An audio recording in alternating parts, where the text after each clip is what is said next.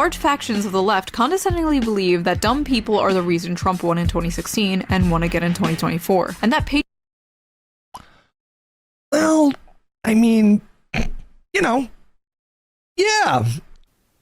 I regret nothing, and spare me your pearl clutching. Give me a f***ing break. You're gonna clutch your pearls because I suggested there are stupid people in this country. The premise that there are lots of stupid people in this country is basically the premise of like every sitcom. George Carlin, the greatest comedian of all time, that was the central premise of like everything he said. And on top of that, Shoe0nHead, as you clutch your pearls, as I suggest that voters did a stupid thing. I've had to listen for the last 6 years to mainstream Republicans accuse people like me of wanting to mutilate and sexually abuse children. They don't know me. And for her, oh my God, he said that there are stupid people in this country. Give me a break. Title is Blame the Voters, responding to Democrat criticism by Shoe0nHead. Hello everyone, and welcome back to the Shoe0nHead channel. I am your host, Shoe0nHead. You may know me on Reddit as generic far-right Fox News bigot, or perhaps you know me as Commie Mommy. You people need help. Anyway, my last few videos about the election got a lot of attention, as well as brought a lot of new people to the channel. So everyone say hello to the new people. Please welcome the new people. Please be polite to them. Educate them on what to expect here. Just don't tell them about the contraption.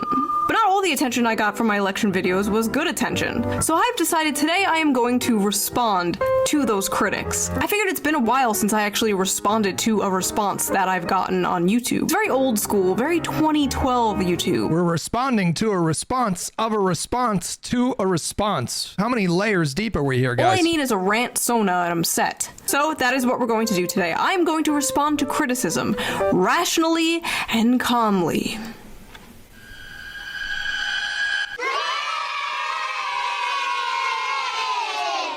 I will be reacting to people's reactions of two different videos of mine, America is in Shambles and Downfall of the Democrats. If you haven't seen those videos, I will put them down in the description so you have more context. I highly suggest you watch them before you watch this video. Pause this video, go watch them. Don't worry, I will Lower gain, please. Sorry, hold on. Be right here. I've been here for 10 years. Will I be doing this in 10 more years? Will I be a 43-year-old e-girl? I guess we'll wait and see. Now, a lot has happened since my last video. It's been like, what, 2 months? That's like 10 years in internet time. There's so much going on in the news, it's honestly hard to keep up. Now, I found out something pretty interesting about her recently, which is that she married so she claims to be socialist, right? Like just a straight up socialist, right? She's like an anti-woke socialist. It's a little vague to me. And she married someone who is very far to the right. I think I follow this guy on Twitter. I asked him if he wanted to have like a little debate like a few months ago, and it just nothing ever materialized from that. I'm not necessarily holding that against her. I am so curious how to make that work. I cannot imagine being with someone romantically that I disagreed with politically. Can you guys? I'm not so like it's one thing to be like relatively apolitical, but then have political leanings.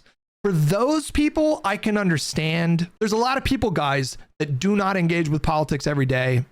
It's not a part of their like normal day-to-day lives. They just don't think about politics very much. They think about politics every 2 years or every 4 years is typically more common, right? Like a lot of people don't participate in the midterms. For those people, I can understand being with someone that you somewhat disagree with politically on issues like guns or even abortion or, you know, like taxes or whatever. For someone who's highly engaged in politics, how do you make that work? I cannot imagine that. Like, I just want to ask her, like, how the f do you make that work? Like, do you just agree to disagree on the fundamental way that societies should be structured? Like, how does that translate to your like family dynamic? Like, do you have any disagreements on how your kids should be raised? I mean, we're getting really personal with it, but I just have so many questions. So what has happened since my last video? Well, Biden is gone. He is out of office. He has somehow completed a 4-year term, which means, that's right, Dave Rubin has to retire. If Joe Biden completes a 4-year term, actually completes a 4-year term, I will retire. It also means, once again, Trump... I think the excuse that Rubin used was like, well, he actually wasn't in charge. It was like a puppet government. Other people were doing it for him, so I'm not going to do that. I think is what he said. And this time, all our favorite characters were there. Elon Musk, Jeff Bezos' wife's tits, Mark Zuckerberg. Frankly, it's disgusting seeing billionaires so openly and brazenly support our government officials. They should be doing it behind the scenes like they've been doing for decades. Ladies and gentlemen, the elites have officially bent the knee. And it seems with the popular vote came the sudden and long... I mean, I totally disagree with this kind of framing just right off the rip. Like, we've never seen this level of kissing the ring. This is totally unprecedented. What we're going through right now, where, for example, you have the world's wealthiest man who is now a completely unelected bureaucrat, who has a direct line to the president. It was the case that Doge they were set up in the White House, but I think it was reported that Trump's chief of staff pushed him out and said, if you want to report anything to the president, you have to go through me. We'll see how long that lasts, but we have never seen this level of private corporate interest and political interest overlapped in this kind of way. This whole like, well, you know, it's always been going on just behind the scenes. It's just, no. We are in totally new territories here. We're charting a new path here. This is unprecedented. Long overdue death of woke capitalism. Rest in piss. Although I never did get to try those gay Oreos. You don't know what you got till it's gone. The inauguration was a beautiful celebration for Republicans, full of joy and whimsy, and a complete humiliation ritual for the Democrats. Bye, Joe. Thanks for all the nothing. Your legacy will be having dementia, aiding a genocide, and handing the country over to Donald Trump on a silver platter. So I just want to acknowledge that Joe Biden's presidency and his legacy will be a complicated one. How history books regard Biden, I think it's going to be, you can't have a conversation about everything that he did manage to get done, which was a lot, without having a conversation about how, particularly the final year of his presidency, his decision to run again really harmed the party and the country. That's an inescapable thing that you have to acknowledge. But I just want to point out that the suggestion that Joe Biden did nothing really chaps my ass. If you would have told her during the primaries in 2020, Bernie's still in the race before Super Tuesday, nobody's dropped out yet. If you were to go to her and say, listen, Bernie is going to win the nomination for the Democratic Party, and then he's going to win the presidency. And then with a 50-50 Senate and an 8-seat majority in the House, he's going to pass the largest domestic stimulus package ever in American history. He's going to pass the largest investment in climate in the history of all countries in the world. He's going to forgive student loan debt for 5 million Americans, just like that.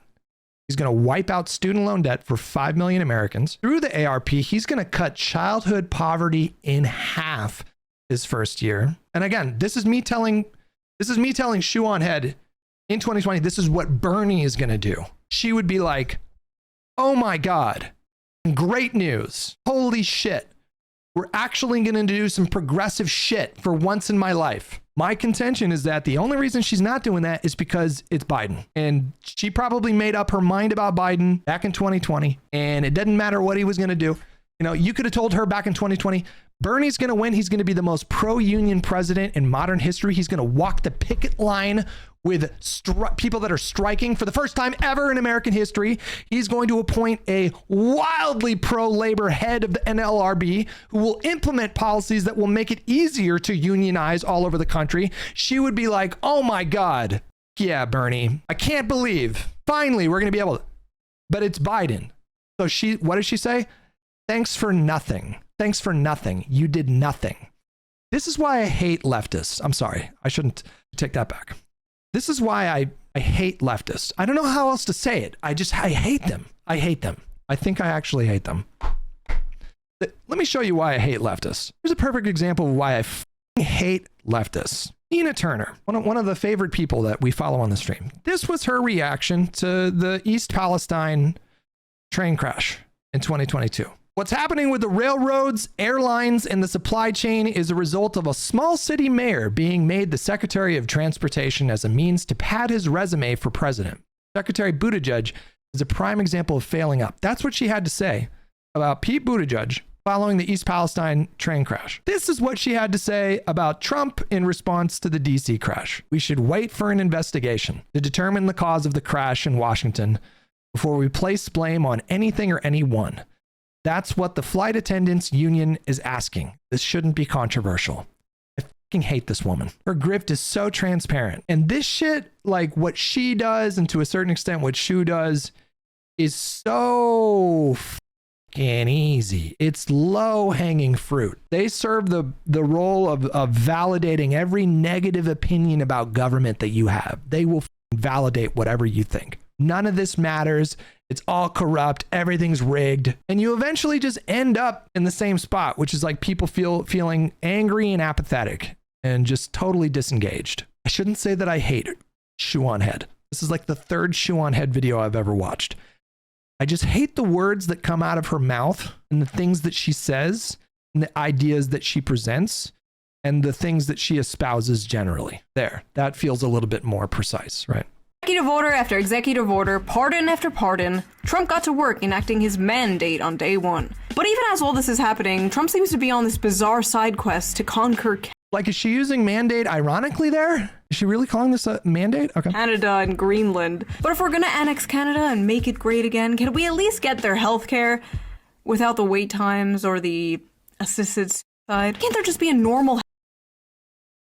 No, if you expand access to healthcare to everyone, you either need to substantially add to your infrastructure to accommodate that, or you're going to see things like increased wait times. I would rather live in a system. Now, maybe that's possible. Maybe, maybe we can do that. Maybe there's a system that allows for like even more investment in healthcare or whatever, and we can reduce these wait times. But if you ask people in Canada, just generally speaking, you're going to find some exceptions, but the overwhelming majority of people that live in Canada, that live in England or Italy or Spain or Germany, places where government subsidizes healthcare for everyone, they're going to tell you, I'd rather have our system where maybe I need to wait a couple weeks to get an appointment, but I don't get a bill. If you limit the pool of people that are afforded access to healthcare, your wait times are going to be lower. Go figure. If people are priced out of healthcare, if they don't want to go to the doctor because they're afraid of a big bill, even if they have coverage,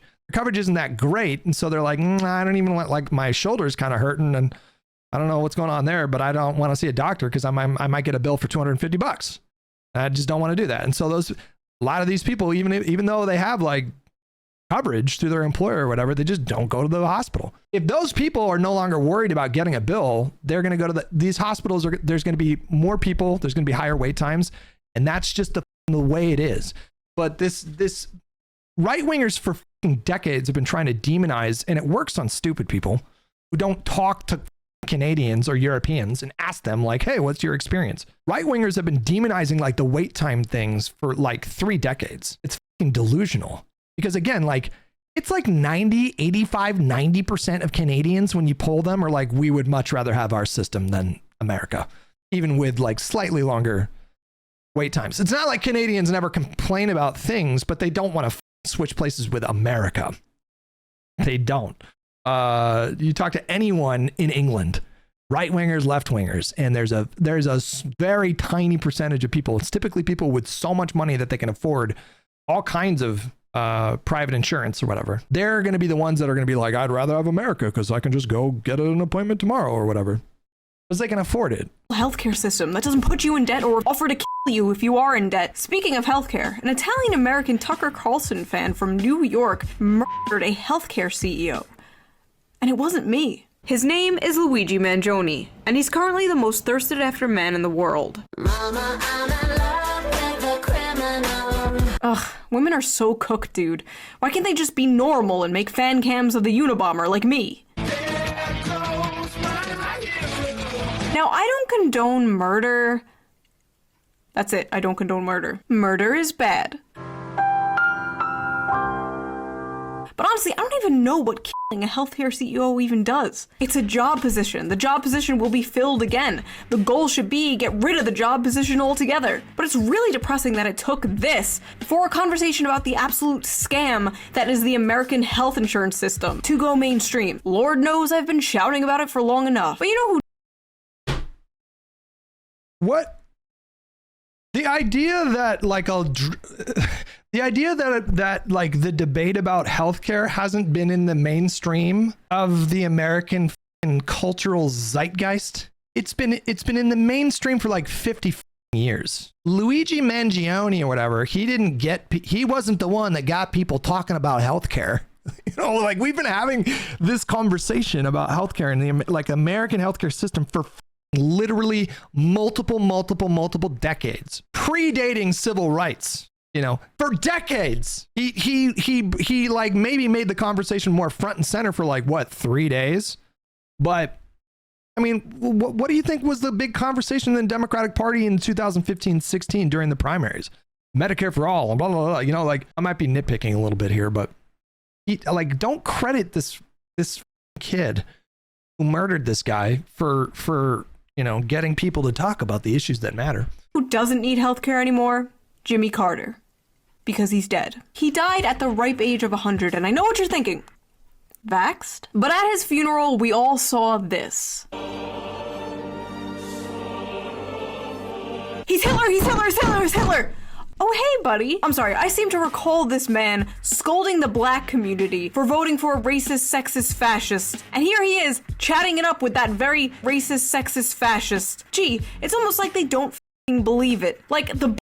Okay, here's the nuance. There was an interview that Ilhan Omar gave recently where she was talking about people that chose to show up to the inauguration. And she made a really good point. There is value in someone like a former president showing up to an inauguration of someone even like Donald Trump. And the value of that rests in what is one of America's bedrock principles. One of, if not arguably, the most important principle of American democracy is the idea that we peacefully transfer power every 4 years. Obviously, that didn't happen in 2020. But the value there is if someone like Barack Obama or Hillary Clinton or Bill Clinton or Joe Biden show up to Donald Trump's inauguration, the downside of them not showing up is you can actually like speed run Americans altogether losing faith in our institutions and our democratic principles. So you can argue that even if you think that Donald Trump has fascistic tendencies, that you could actually do more damage by not participating in the peaceful transfer of power. So my point is that you can hold both of those thoughts in your head at the same time. Barack Obama can sincerely believe that Donald Trump is a threat to democracy, that he has fascistic tendencies. And at the same time, it could be the correct decision for him to make to show up to that inauguration to help preserve faith, because we need our institutions and we need these democratic principles to endure beyond Trump. Now, if you're like a sitting member of Congress and you show up for the inauguration, then I think Ilhan Omar makes a good point where it's like it's just not as vital for someone like Bernie Sanders. It's not as vital for someone like John Fetterman or whatever to show up to the inauguration. If they don't show up, people aren't going to be talking about how like this is a threat to the peaceful transfer of power. If Barack Obama skips the inauguration, if Bill Clinton skips the inauguration... I'm not really sure what this stream is about, to be honest. Just here to say hi to Gassy Mexican if he is still in chat. Anyways, you guys understand it's complicated. I understand the arguments where it's like, it doesn't look good of like Barack Obama, him sitting there and like schmoozing with Trump and he's putting on a performance. Do you guys understand that? Do you think Barack Obama, hold on. Community for voting for a racist, sexist... Do you think Barack Obama is legitimately enjoying this conversation? Do you think he legitimately respects Donald Trump? Do you think he's legitimately happy in this moment? He's sitting there without his wife. He is putting on a show. This is not for him. It's not for Donald Trump. It's for the American people. It's for Americans that are watching this. He is an institutionalist enough to put on that face and do this because he's doing it in service of that principle. the peaceful transfer of power. So even though Donald Trump himself didn't do this in 2020, he didn't show up to the inauguration. He tried to incite a mob. Rather, he did incite a mob. You know, that was the first time we didn't have a. He is still choosing to do that in this moment because he believes in that principle. The idea that like everybody knows Barack Obama loathes Donald. They loathe each other. With Trump in this moment, he's using this moment as an opportunity to make himself look powerful. Look at this guy. This guy has to sit beside me and laugh and smile and schmooze. He has to do that because I won. Because I'm the president now. Because I'm the power. He's loving that. Like today, that day for him felt like total victory. And Obama was willing to put on this show. He does not respect Donald Trump. He's Hitler, he's Hitler, he's Hitler, he's Hitler. Oh, hey, buddy. I'm sorry, I seem to recall this man scolding the black community for voting for a racist, sexist fascist. And here he is, chatting it up with that very... Oh, this is at the funeral. But still, it's still a part of that. It's still obviously a part of that. Very racist, sexist fascist. Gee, it's almost like they don't believe it. Like, the Biden administration literally just named an aircraft after George W. Bush. George W. Bush. The literally Hitler from 20 years ago. In 20 years, we're going to have like a Navy fleet named after Trump. It's all fake. It's all big fake gay club and we're not in it. At the end of the day, these people would rather see the country burn to the ground than actually help the citizens in it. Literally. Breaking now at 11, 16 people confirmed dead.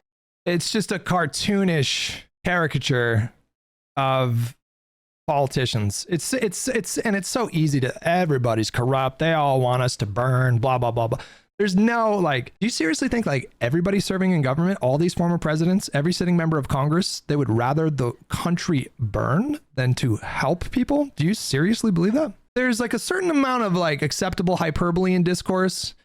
And people like her just take it to such extremes, and then people take it at face value. Like dead in the California wildfires, new fears. I mean, how is she tying this to the wildfires? Like, what is this segue here? Hold on a second. To the ground than actually help the citizens in it. Literally. Breaking now at 11, 16 people confirmed dead in the California wildfires. New fears, the massive fires will only continue to grow. There's no water coming out of the fire hydrant. What do you mean you ran out of water? You're California. You're next to the goddamn Pacific Ocean, for f***'s sake. It was...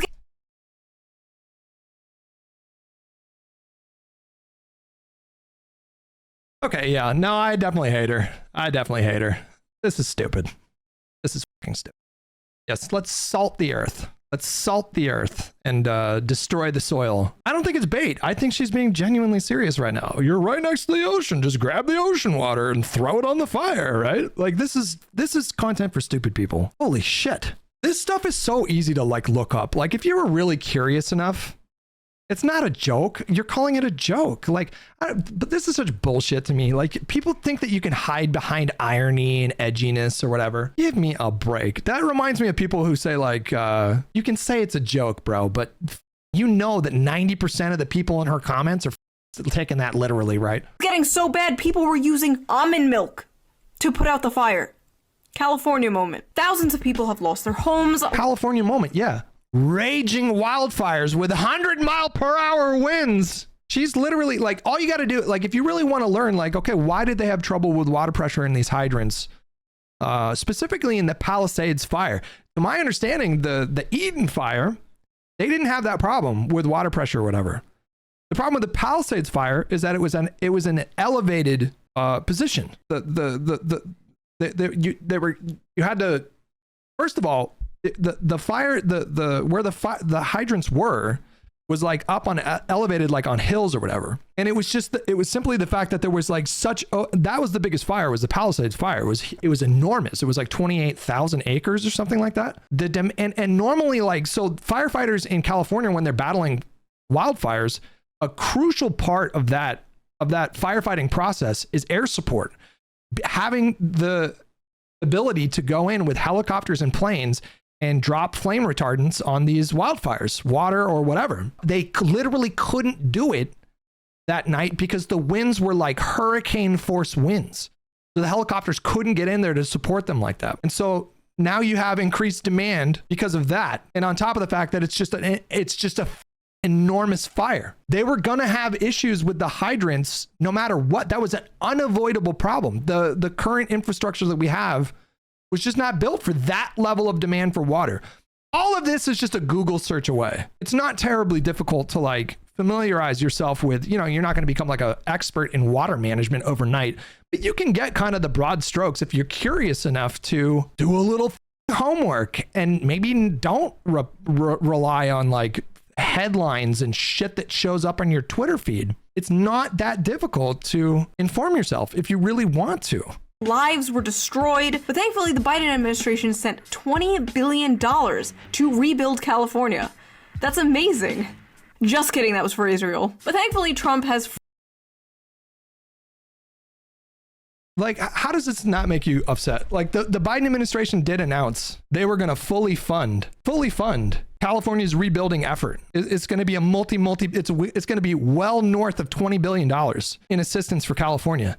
Do you know who is threatening to withhold that aid? It's not Joe Biden. It's Donald Trump. How do you cover something like the LA fires and the federal government's response in terms of like emergency fund allocations? How do you cover that and not discuss the fact that Donald Trump is over here saying, we're just not going to give you the aid unless you do voter ID? Just what? This is so vapid. What is this content? Who is this for?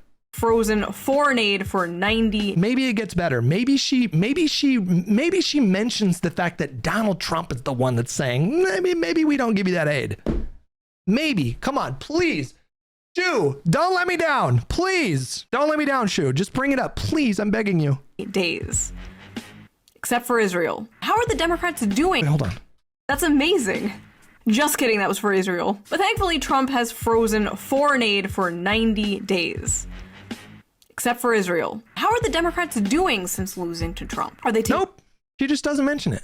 She just doesn't even mention it. Biden released aid, authorized emergency aid for Californians immediately. He might have even done it preemptively in California. I could be wrong about that. Maybe I think that was actually for the hurricane in North Carolina, but it was within hours. He authorized FEMA to go in there and emergency aid to go out to Californians affected by these fires immediately. And Donald Trump they're waiting on a bill from Congress, a spending bill. And Donald Trump's the one that's saying like, well, Democrats, now they need this aid to California. So he's just outwardly saying like he's going to cynically use aid to California as a negotiating tactic when they're going to come up with this first reconciliation bill. He's just openly saying it. They need this aid. We can use that to our advantage to extract concessions.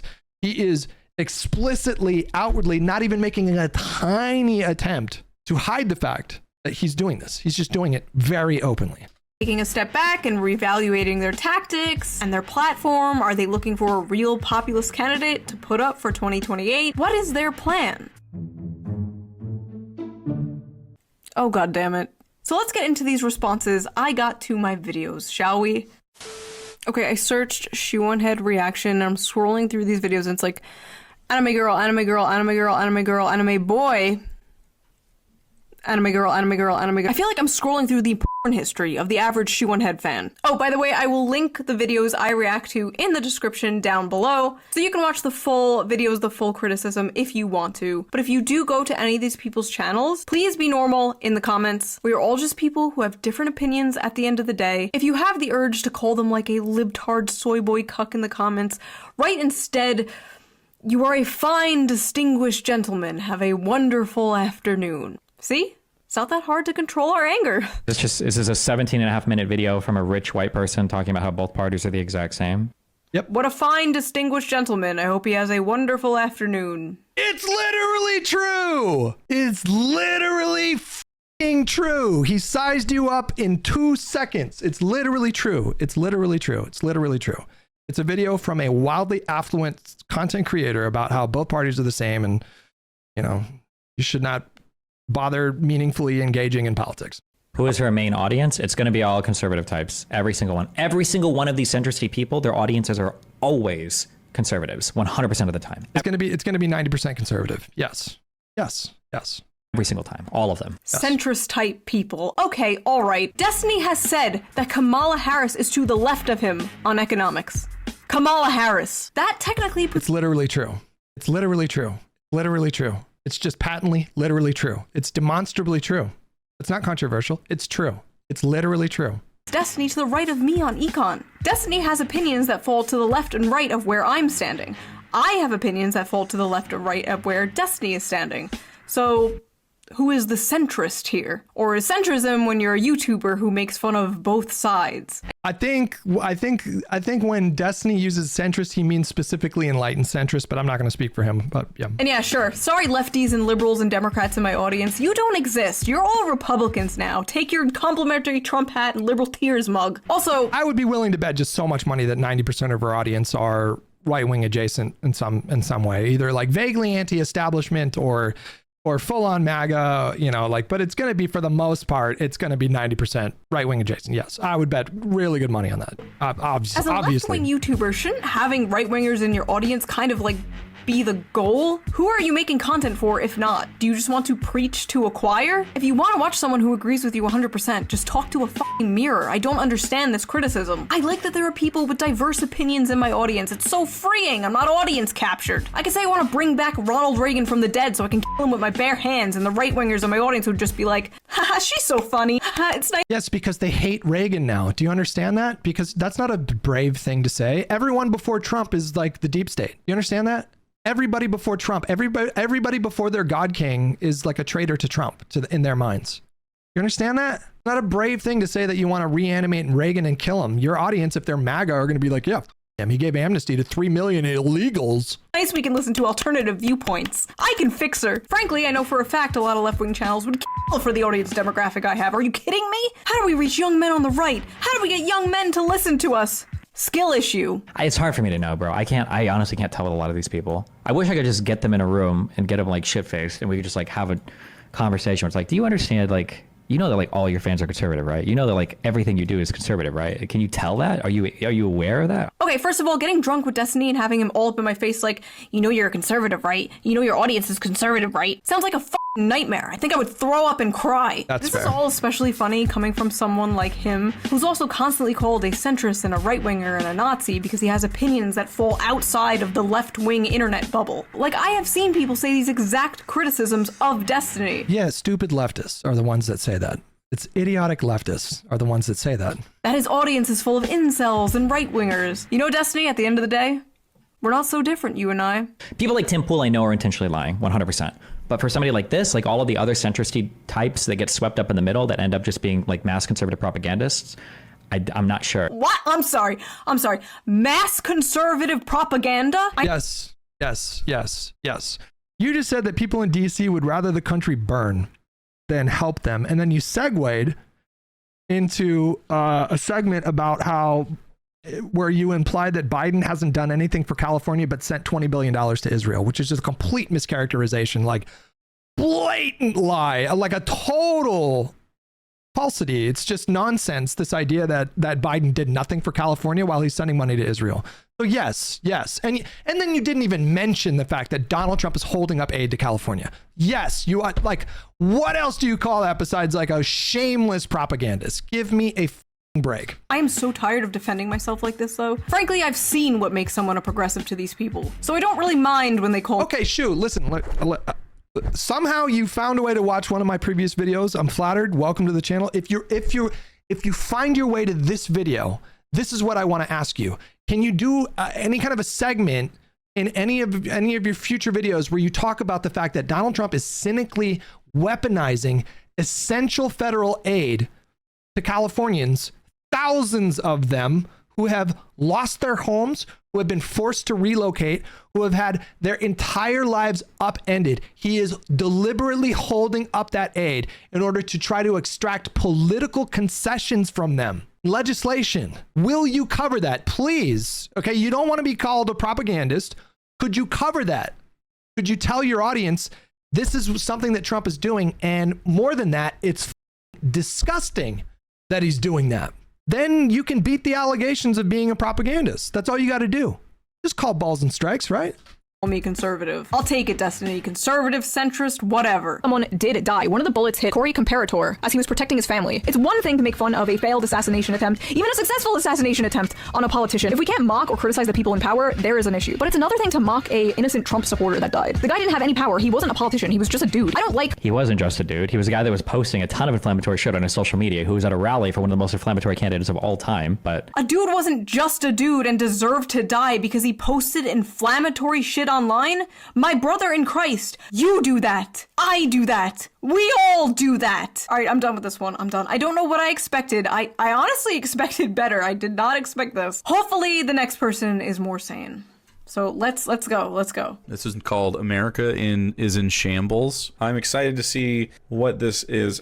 Build Back Better, Agenda 47. Let me introduce you to the Shoe New Deal. Bring back the red Pizza Hut cups. What is this video? Is this just, are we just gonna be like, America's in shambles and we're just gonna, haha, I'm a shit poster, I don't care because nothing affects me? Right, like it's just like disaffected memes or something? This is what we're doing? I love how he's so confused about the concept of an opening skit. I don't understand. Where's the 500 paragraphs of text? I've been very busy, as some of you know now, and as some of you guessed. I have recently had a baby, and as it turns Whoa! out, that takes up a lot of your time, and it- Ugh. Wait, why did he go ugh? Why did he go ugh? Nearly 40-ass-year-old man. Come on, Jake. Tick-tock. Time to settle down and have some children. Those sperms are drying up. Oh yeah, he's winning. I shit. Oh yeah, he's winning. Cope? Bullet like just it's- grazed his ear because he turned at the last second to look at some. In defense of 40 plus people, I'm not sure our like sperm counts. When does your sperm count really like fall off? What age does sperm count drop a lot? 40. Don't laugh. It's not funny. It's just I just see a big bold font. 40. It's great. Immigration chart. Being racist literally saved his life. There's a lesson in that. There's a lesson in being racist. Cool, dude. Like, she lampshades that's just a joke, wink, wink. And then, like, the dumbass f***ing Zoomer Coomer that's in her comments down here does not think she's joking, thinks she's dog whistling, which she is, and is totally like, yeah, I love being racist. He's losing me a little bit here. Being racist is good and makes me survive bullets or some shit now. A lot of bit. Oh no, I'm going to influence vulnerable Zoomers into believing racism makes them bulletproof. What are you saying, bro? The dog whistles. The dog whistles. Call a f***ing joke. There's no dog whistle. There's no mask. It's a joke. It's a joke about racism, yes! Somehow knew that roof would be unguarded, laid down and aimed a rifle at the former president without being noticed. This was insane incompetence, or they let it happen. Oh my god, and now she's doing conspiracy theories? She watches Fox News now all the time. You could see it. I'm leaning more towards the former because if you look at our bridges and airplanes, America's in shambles. First of all, why the f*** would I watch Fox News? To be clear, you know, we went 4 years on Biden's watch without any air traffic, any domestic commercial crashes.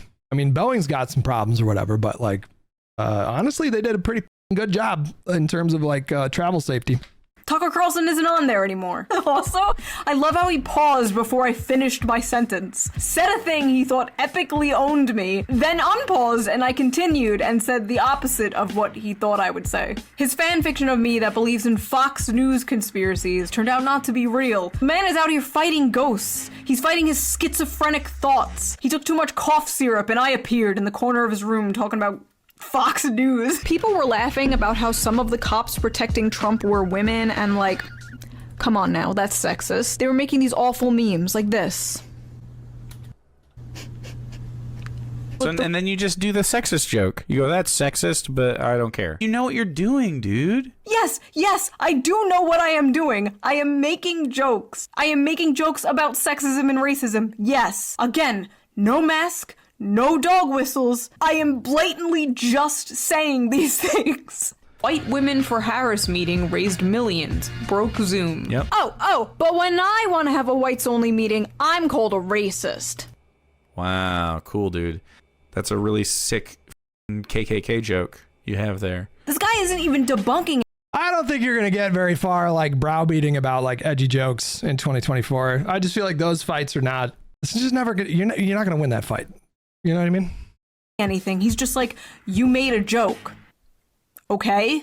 And you are in the wrong 2025. neighborhood. That doesn't work here. We have fun here, sir. Boyfriend writes her scripts, that joke confirms it, dude. It's so bad. A woman making a joke? I bet her boyfriend wrote that. Wow! Sexist much?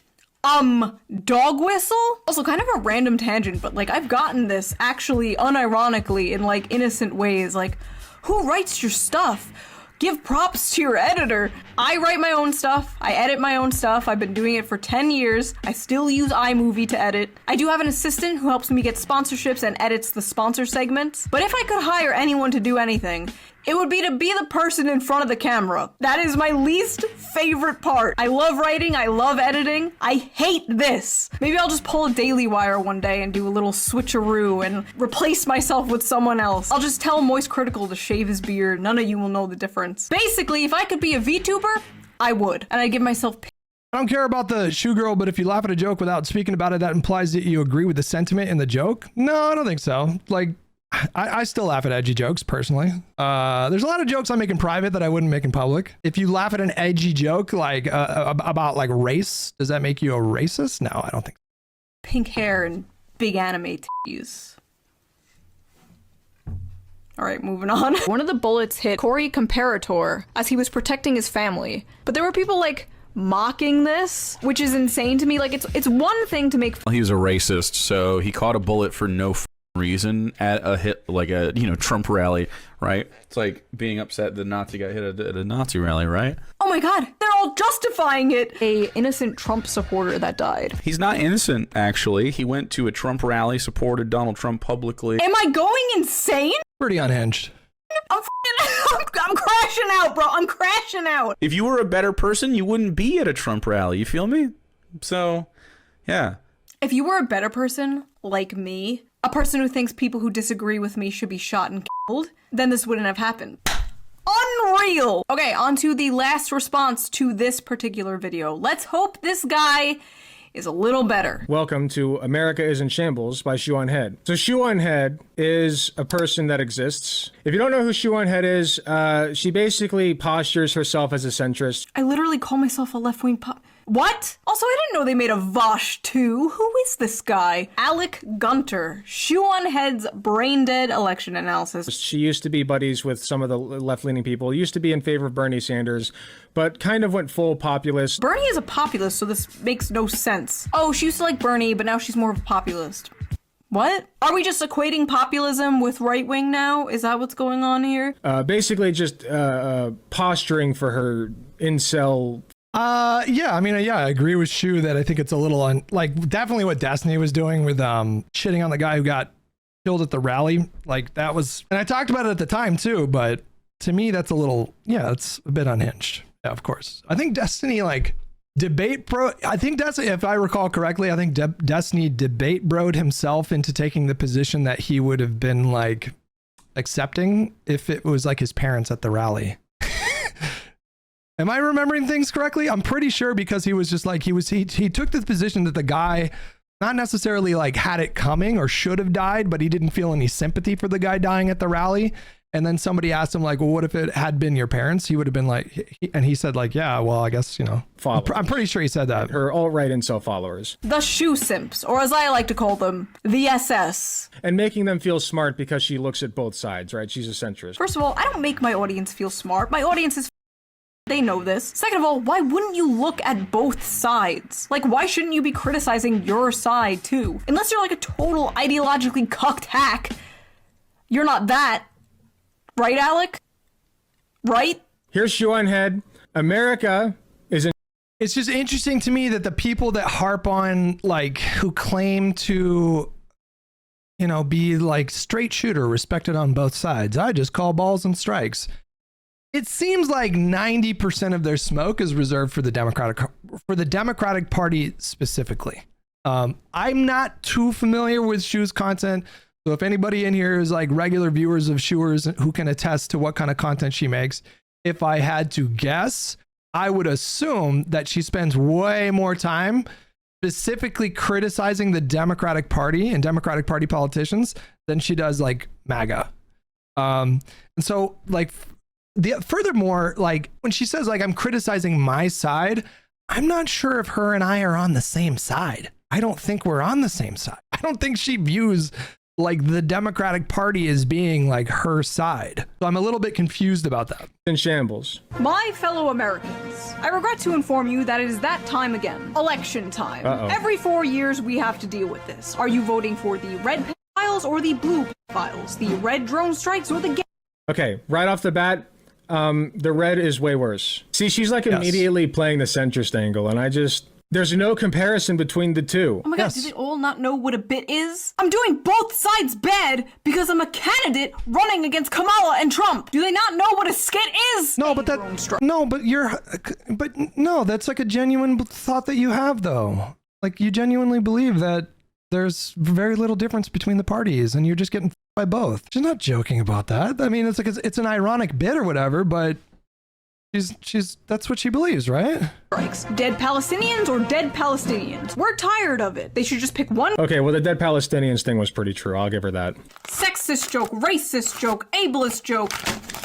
Palestine. There's just no way Trump is losing. It would take something like, I don't know, Trump getting shot in the head at a rally in Pennsylvania. Oh god, we're coming up to the Trump rally part. Please be normal about this. One thing to make fun of a failed assassination attempt, even a successful assassination attempt on a politician. If we can't mock or criticize the people in power, there is an issue. But it's another thing to mock a innocent Trump supporter that died. Please give me some hope for left-wing YouTube. There's like mocking people in power, that's fine, but like I mean, I didn't glorify the Trump assassination. I don't think. Well, anyways, now I'm doing the thing I said I wouldn't do, which is like police edgy jokes. But please, the Trump supporter that died, he was most likely a fascist, and I mean, he was at a Trump rally, man. What do you expect? Like, he probably wanted trans people to die. Probably. He probably had these opinions, so it's okay for him to die. Even if he did. Which you don't know, but even if he did, that doesn't mean he should be fucking killed. He's just a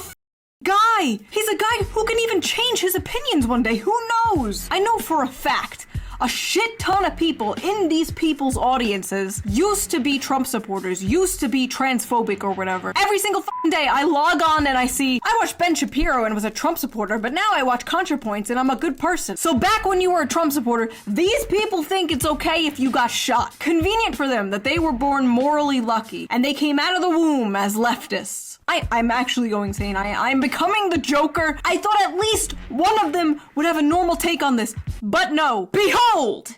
This is my circus. These are my monkeys. I think, okay, so let's check the comments real quick. I just want to see. Here's her audience, okay? Oh no, he's checking comments. Oh no, he's checking comments. No. Having a baby and retiring, Shoe has become a trad wife. The only reason America is in shambles is because Shoe hasn't uploaded a Hell World in 2 years. Kamala, don't come Trump, I'm gonna come America. If there's any reason to vote for Kamala, it's just to make Hillary extremely mad is probably the best campaign slogan yet. Okay, they all just seem like memers. Whew. Okay, good. Diagnosis memers. I don't know. I think that Shoe is just kind of a memer. I don't think she's a bad person. Oh, good. YouTuber Alec Gunter doesn't think I'm a bad person. I must postpone my suicide at once. Okay, this next video people are responding to is the one I made after the election called The Downfall of the Democrats. Let's see what people had to say about this one. Okay, this guy is called Hutch. This title, Shoe0nHead takes an election victory lap? What video did this? In my defense, I think my editor titled that video. Dude, watch the Shoe0nHead from Earth 2. Hat on foot. Actually project. Not to throw him under the bus, because I did have to give it's not his fault. I take the blame. Donald Trump will become the 47th president of the United States. Do you really think that the Democratic Party is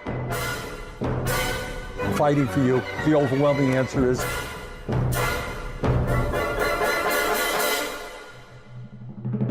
no. I am so frustrated with this argument because policy can only get you so far. Like, good policy is good and we should do good policy. For sure. I don't think we should adopt Republican policies. Wait, what argument? You just watched a montage of Trump winning. Where did I say adopt Republican policies? I haven't even said anything in this video yet. I haven't even appeared on screen. I'm not actually reacting to anything that she said specifically here. I think I was reacting in that moment to someone in chat, or I was reacting to what Bernie was talking about, but she seems to be internalizing the criticism as though I was talking about her. Who are these people responding to? There she goes, hat on foot, making videos talking about adopting Republican policies. I think we should pursue progressive policies. I think we should pursue policies that help working class people across this country, whatever the term working class means now, because it's so nebulous at this point. I like that the term working class is now nebulous. Now that they're losing the working class. It is though. Like, how would you, I would just want to ask her, like, how would you define working class? Like, there's a lot of people that work in tech, for example, that make $50,000 a year living in the state of California.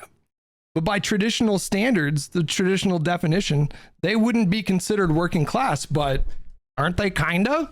Like, if you're making $50,000 working in like IT in like a suburb of like Silicon Valley or whatever, like, are you not working class at that point? There are, and I believe at the time, like, I was getting into arguments with people on Twitter because I was calling attention to the fact that the term is kind of like loose these days. Who the f knows what it means, right? Class is like working class. Because like the typical standard definition of working class is people that work in like manufacturing jobs. But again, like, so much has changed in industry over the last several decades. So like working class, you know, that definition might have made more sense like 50 years ago. But there are legitimate questions as to what it means now. As far as the idea that the Republicans are the party of working class now, what did the exit polls show after the election in terms of like voting habits from income? It might be true that for income, let me do Control F, income, less than $50,000, it was 50% Trump, 48% Harris. So they did technically win people over who made less money. Less than $100,000, it was 51% Trump, 47% Harris.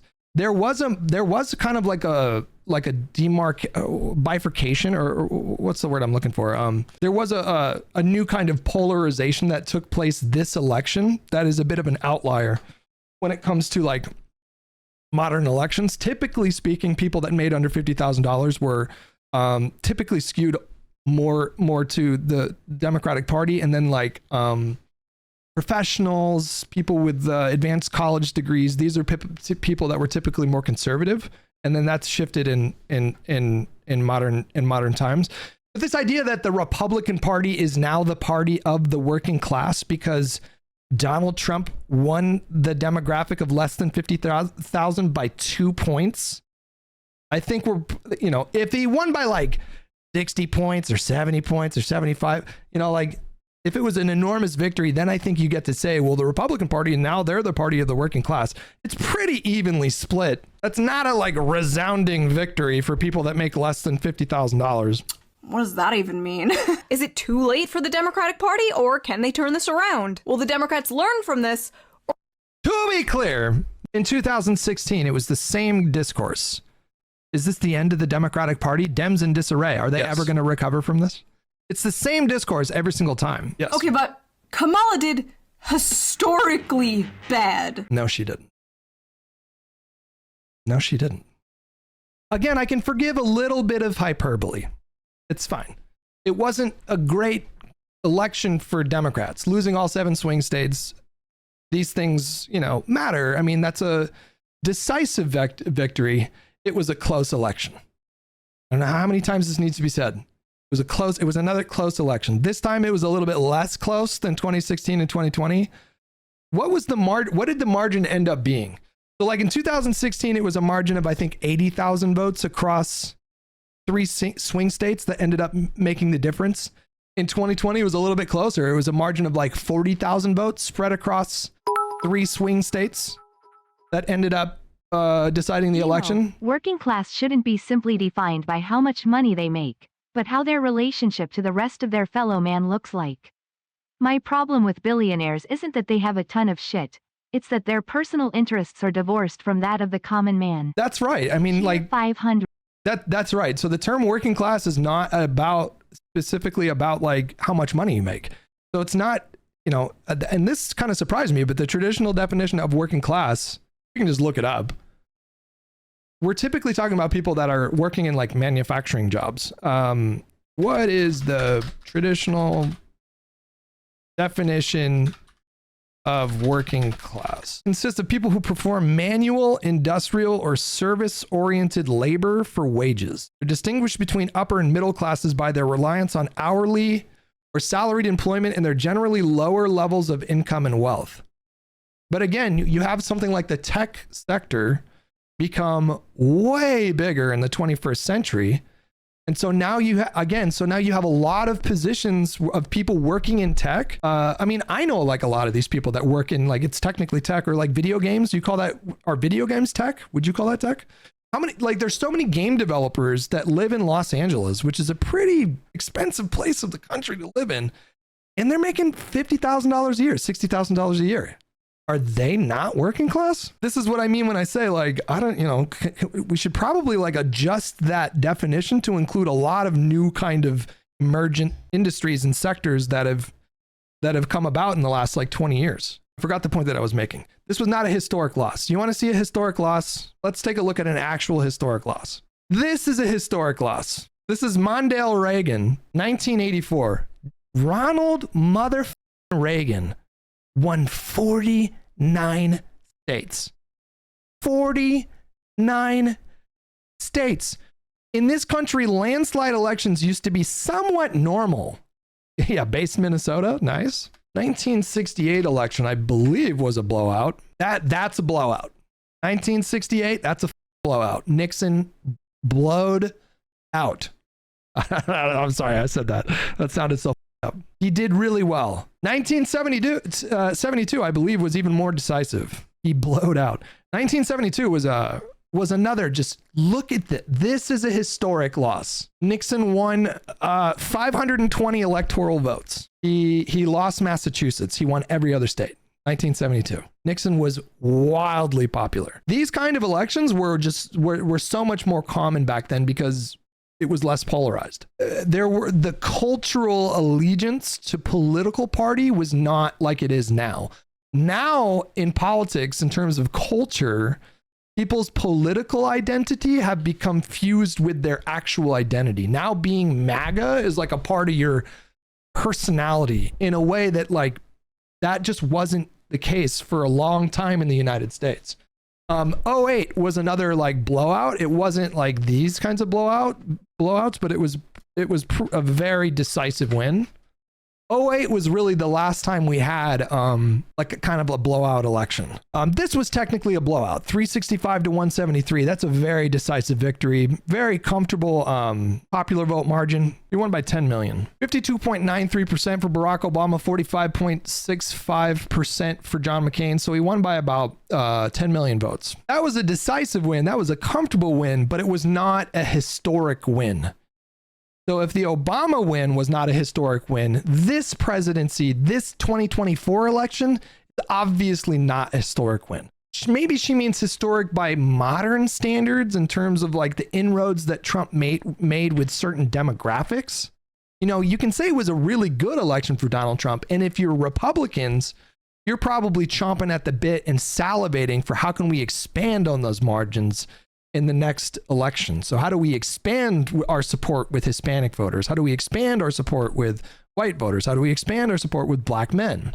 There are opportunities for them to make inroads to potentially lead to something like a historic election, but this was not a historic win by any reasonable standard. So that part right there in terms of her analysis is just wrong. It's just like it's just not true. Donald Trump won a historic election. She did not flip a single county. A Republican won the popular vote. A Republican. Do you know how rare that is? And all the data shows young people, black people, Latinos, women moving more right. Now, could this be a Trump-only thing? Sure. And as I said in my video, there could be a pendulum swing. Shoe, are you even going to mention the fact that the entire world went through inflation? And basically every government sustained losses.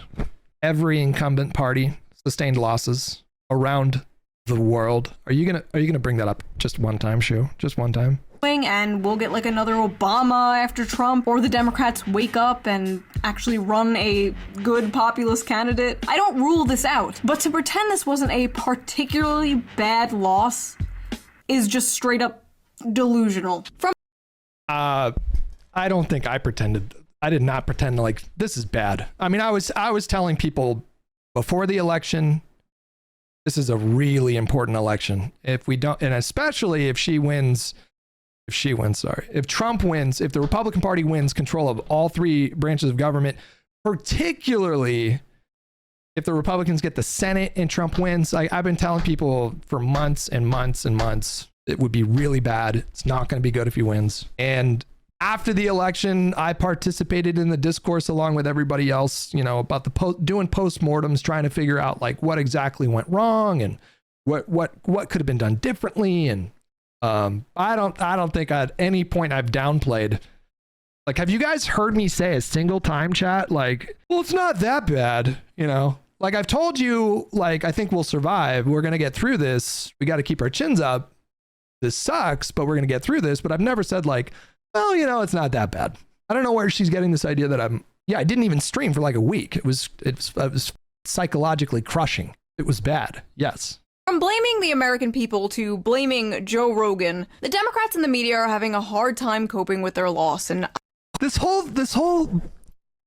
logic that you can't blame voters for the outcome of elections is insane to me. There's no responsibility on the voters, like none whatsoever. Who else am I supposed to? You blame your party that lost. You blame your candidate. Why were the American people more willing? And the voters, like, okay, so everybody in America, they know who Donald Trump is to a certain extent, right? Like, people are probably really familiar with who Donald Trump is. We all experienced the Trump presidency and we know what that went like.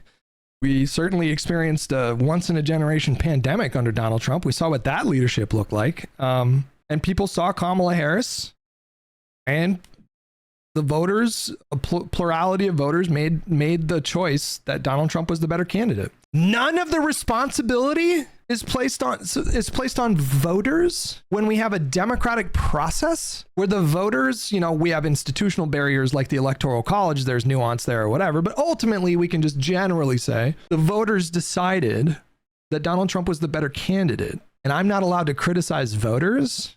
I'm not allowed to say, like, I'm not allowed to voice my frustration with voters. Give me a break. Voters have no agency. I'm so sick of people like just absolving every American of any kind of responsibility for what takes place in this country, you know? And this is what populists do. The populists will tell you, like, none of this is your fault. It's all the oligarchs. It's the bureaucrats, the fat cats in DC. It's your boss. It's the man. It's you know, like, there's nothing. Your hands are clean, American people. Any kind of problems that we have in this country, none of you guys have anything. It's all the politicians and the media and the corporations. This is what populists do. And I'm sorry, but like, if you live in a country and it's a democratic country, you know, and for all our faults and for how imperfect our democracy is, and it is imperfect, you know, you get a say. You have a say in how things go. You can directly impact, and especially if you organize, like, you can directly impact the outcome of these elections. You can choose to engage and inform yourself and take steps to, you know, maybe help inform others and motivate others to get engaged. Like, you can directly participate in our democracy. You can take such a direct role, and there's nothing stopping you. There's no laws, no government guide, no law enforcement's going to show up on your doorstep and tell you, don't organize. You can't do that. Don't mobilize. Don't participate. There's nothing stopping you from doing that. And so, no, I reject the premise that populists go with, which is just like, you're these poor babies and you have no control over everything and everybody's you, and it's not like there are no institutional problems. Like, it's not like American voters we're not burdened with anything, with the inadequacies of our like federal government. That's certainly, I'm not saying that, but this idea that like I don't get to blame voters for the outcome of an election. All right, okay. willing to vote for the guy who did January 6th over your candidate full of hope and joy and rainbows and unicorns or whatever? Is it because the voters are just all stupid idiots? Or is there something a little less simple that you just want to avoid talking about? Taking a step back and looking in the mirror is gonna do you real good. Democrats don't have a messaging problem. America has a racism problem. Kamala ran a flawless campaign in 100 days, and I refuse to let y'all gaslight me into believing anything other than that. Did she just put up 2 random Twitter users? Do we know who those people are? Who were those people? I don't even know who those. I'm pretty sure they were just random people. Random Twitter users whose posts went viral, yes. It's a small sample of the discourse happening amongst the people, which is pretty important to show. I know the concept of listening to average everyday people is completely foreign to you, but... There's the populist. There's the populist. There's the populist. First of all, her net wealth is probably 30x mine, for the record. And I almost guarantee you I probably directly engage with more working class people than she does. Like, I would firmly, I would bet a lot of money that I do. It is important to show what people are saying about their country's election, not just what politicians and the media are saying. The Democratic Party, we have to contend with progressives that are constantly shitting on the Democratic Party for not being socialist enough. Yes. And we have to contend with MAGA, who are constantly shitting on the Democratic Party for, eating children and worshiping Satan. And then you got the weirdos who believe both those things. For people like Shoe0nHead, it's like, okay, it's easy, man. You just don't be woke.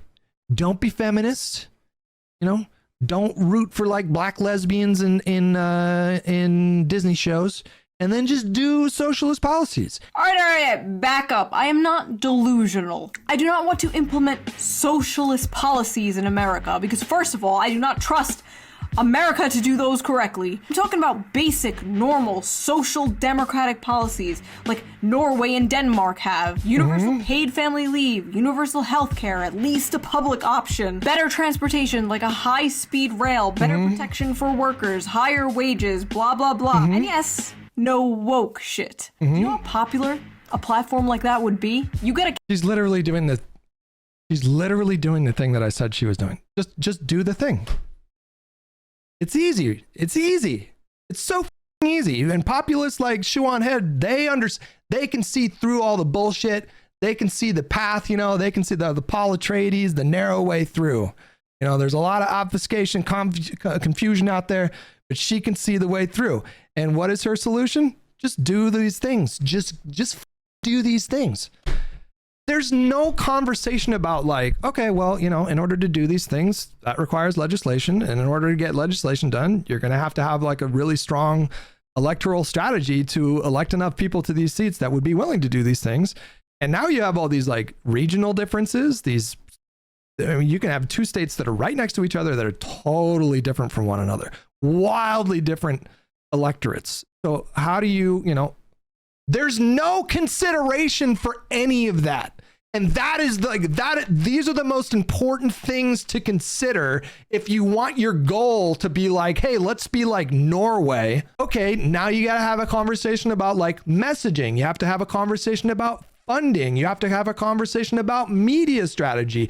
You have to have a conversation about like just practical considerations, the logistics of like running campaigns in all these different states. You need to have like infrastructure in place in different counties and districts and cities, and you need to have a conversation with the voters themselves and then ask them like, what do you want me to do when I'm like, there's so many considerations. It's so much more complicated than just like, hey, let's just be like Norway. And that was essentially like what I was saying when I said her solution is just don't be woke and do socialism. That was my short form version of exactly what she's saying right now, which is just like, don't be woke and be Norway. She's literally doing the thing that I told her that she was doing. No woke shit. Do you know how popular a platform like that would be? You get a candidate up there like that, you're winning all 50 states. So explain to me why the candidates that are pushing these socialist policies are not making it out of Democratic primaries. I already know the answer to that question. It's because the whole thing's rigged against them. And this is the populist thing. Our platform is so massively popular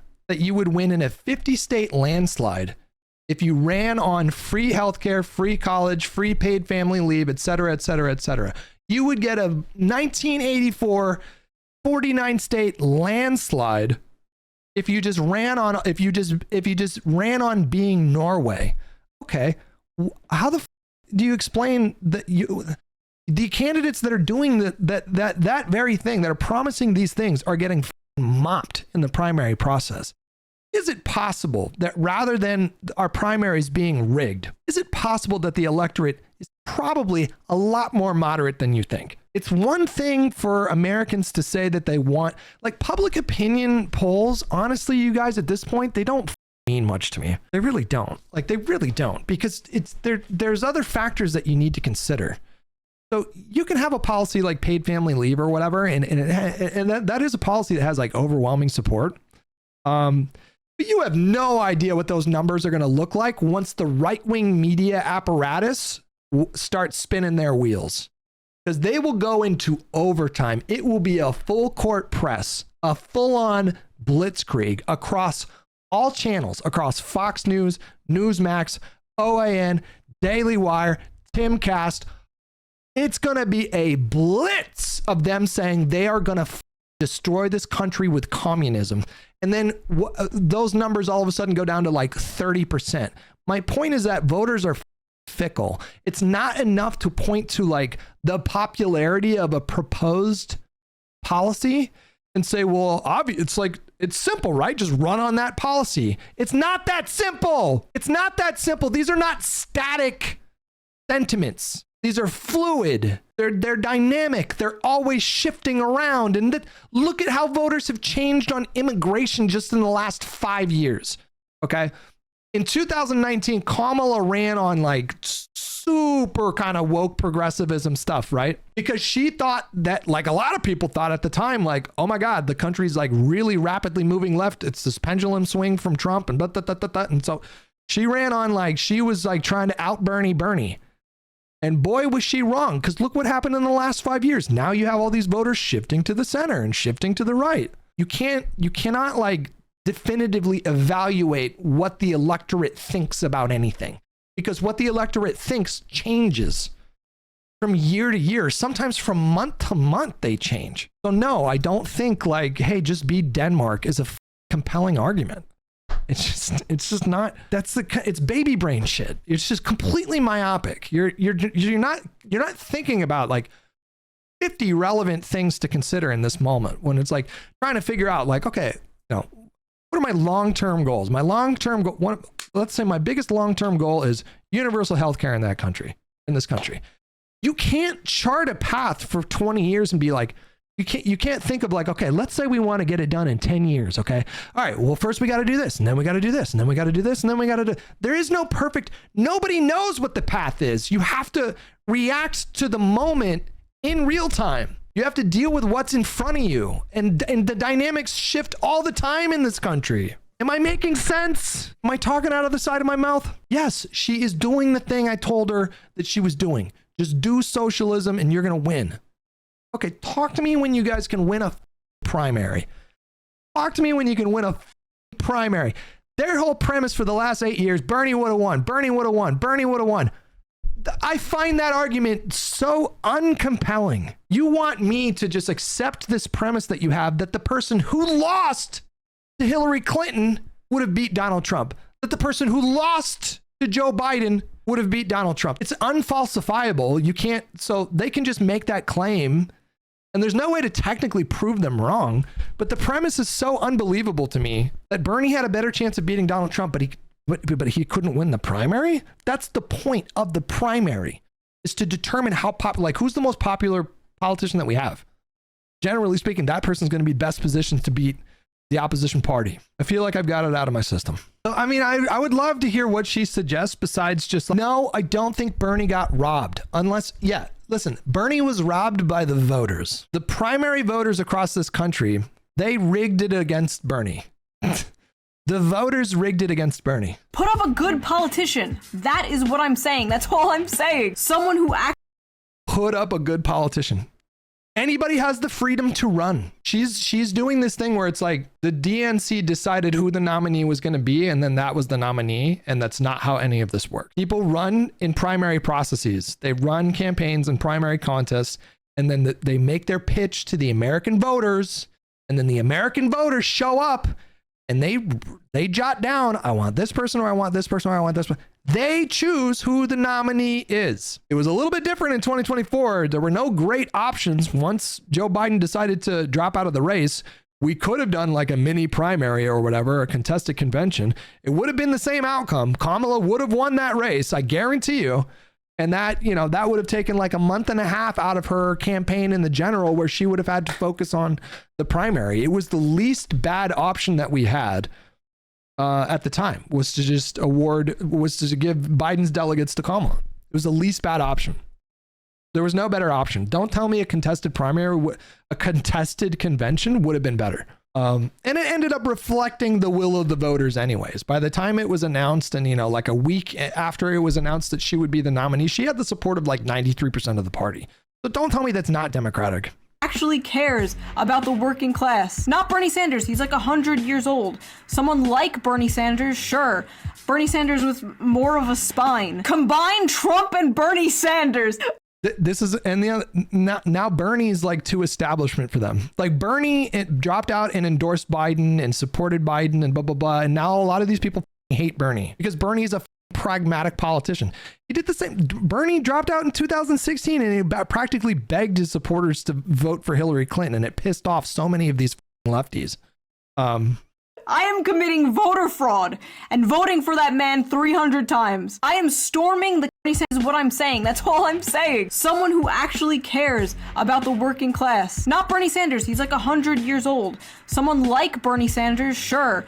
Bernie Sanders with more. Here's a hot take. I think Joe Biden genuinely gave so many about the working class. I think Joe Biden was the most working class friendly president of my lifetime by far. Used everything at his disposal to bolster domestic manufacturing jobs, to create blue collar jobs, support unions. He was the most pro working class president in terms of like the ARP was the single largest investment in like domestic stimulus programs, direct assistance in my life. Biden was that guy. So when she says like, well, give me someone who cares about the working class, I feel like I want to give her the benefit of the doubt, but the way that she talks, like, I feel like if I told her like, give me 5 bills that Biden signed into law, I don't know if she'd be able to answer that question. Because how else do you say that? Like, how else do you imply that Joe Biden didn't care about working class people? How else could you say that unless you just genuinely have no idea? And if that's the case, if she really couldn't tell me like name 5 bills that he signed into law, then why is she qualified to be making 45-minute videos about politics? Give me a break. Do some homework before you make these videos, for Christ's sakes. And when I say do some homework, I don't mean like browse Reddit and Twitter posts and shit. You know, that's not what I mean. Combine Trump and Bernie Sanders. I am committing voter fraud and voting for that man 300 times. I am storming the Capitol for Donald Sanders. After this, the Democrats are going to move right in the dumbest. What qualities that Trump possesses does she want to transfer to Bernie? You mean like just be thoroughly corrupt and like break the law, or like what is she talking about? Ways they're going to become like the new neocons, but gay. I think they will too. And one of the reasons why they're going to do that is because they know people like you are not a reliable voter. You're not. You are correct. I am not a reliable voter. I will not vote blue no matter who. And guess what? Most of the country is like me. Would you vote blue when, after we have like hands down the most progressive president of my lifetime? If you won't vote blue after we had the most progressive president of my lifetime by far, then no Democratic Party nominee moving forward should ever prioritize you. Why would they? Why would they try to court you? So you're voluntarily making yourself irrelevant, which is kind of the point. Like people like her, they're not interested, like ContraPoint said, they're not interested in power. They're interested endlessly critiquing power. They're not interested in actual political power. Not a priority for them. There's all this discourse about what the Democratic Party could have done differently to get more voters to support them in 2024. There's no discourse internally from them like, well, how do we get our progressive candidates over the finish line so that they can be in a leadership position in the Democratic Party? They're not doing the same. They're not directing it inwards. You understand? The critique that they're leveling at Democrats, like, you lost. I can't believe you lost to Donald Trump. He did January 6th. How could you have lost to that? Well, why did you lose in 2020? Why did you guys lose? You guys had an opportunity to make a case to the American people that the progressive wing of the party should be in charge of the party. Why did you lose? The reason they don't answer that question is because they do the same thing that Trump does. It was rigged against us. It wasn't a fair fight. How could we win? I mean, come on. I had a conversation with a lefty, like, when was it, like a month and a half ago? And he's just, I think it was Ogre Boy, if he's still in the chat. He's like, somebody said, Hutch, I'm a leftist. We're just used to failure. Like, okay, then why the f would I take advice from you? If your movement is in large part defined by perpetual failure, why would I take your input? You fail like nothing, but at least Democrats, you can point to like recent wins. We had a good stretch of 6 years, really good stretch from 2018 to 2020. Well, excluding 2024 specifically. Why are you in a position to like, if you're going to be lobbing hand grenades at the Democratic Party establishment or whatever you say that is, I want to know that you're capable of self-reflection. I want to know that you're capable of looking inwards and asking yourself, why do we keep losing this fight to lead the Democratic Party or to lead the left-wing movement in this country? Why do we keep losing that? And I want your answer to not be, it's rigged against me. It's not fair. The AIPAC. How am I supposed to win elections when AIPAC is spending like $20 million in an election season when like $5 trillion were spent? And AIPAC spends, $22 million, and these people are like, the Jews bought the election this year. They're just not serious people. They're just not serious people. Okay, I feel better. See if we can calm down. Does that scare you? Good. Me not being a reliable voter is not an excuse for Democrats to not listen to voters like me. If anything, it's the complete opposite. It's not an excuse. It's just a reason. Like if Democrats do like what Joe Biden did, for example, Joe Biden was historically a very moderate guy, definitely not a radical, interested in bipartisanship throughout his entire tenure in the Senate. And definitely not a socialist.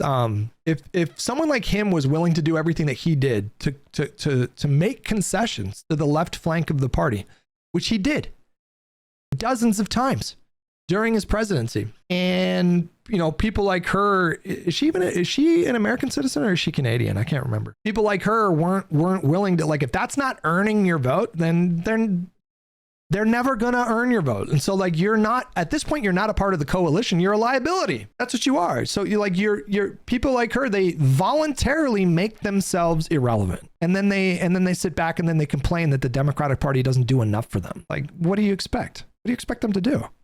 What would you do if you wanted to win? They should be trying to get the votes from people like me. Politicians and parties are not owed your vote. They have to earn it. They have to work for it. And many people thought the Democrats did not work for it. So why did the Republicans earn your complicity? You understand that not voting is an action?